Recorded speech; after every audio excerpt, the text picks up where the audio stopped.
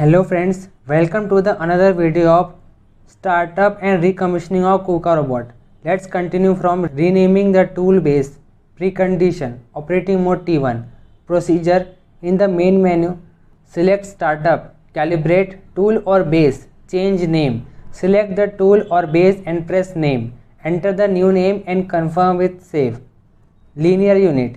The KUKA linear unit is a self-contained one-axis linear unit mounted on the floor or ceiling. It is used for linear traversing of the robot and is controlled by the robot controller or as an external axis.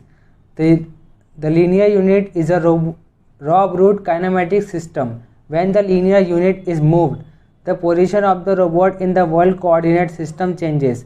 The current position of the robot in the world coordinate system is defined by the vector Rob root C.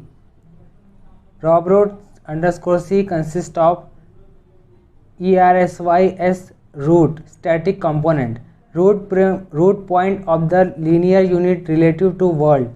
The root point is situated by default at the 0 position of the linear unit and is not dependent on memes. Dynamic component.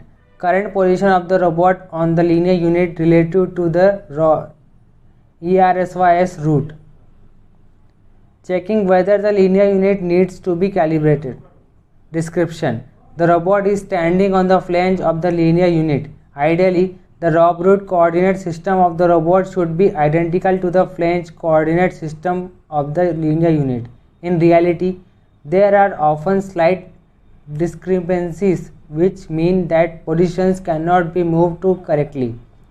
Calibration allows mathematical correction of these discrepancies. Rotation about the direction of motion of the linear unit cannot be corrected. They do not, however, cause errors when moving to positions. If there are no discrepancies, the linear unit does not need to be calibrated. The following procedure can be used to determine whether calibration is required. Precondition. The machine data of the linear unit have been configured and loaded into the robot controller. A previous calibrated tool is mounted on the mounting flange. No program is opened or selected. Operating mode T1. Procedure. Align the TCP against a freely selected point and observe it. Execute a Cartesian not axis specific motion with the linear unit. If the TCP stops, the linear unit does not require calibration. If the TCP moves, the linear unit does not require calibration.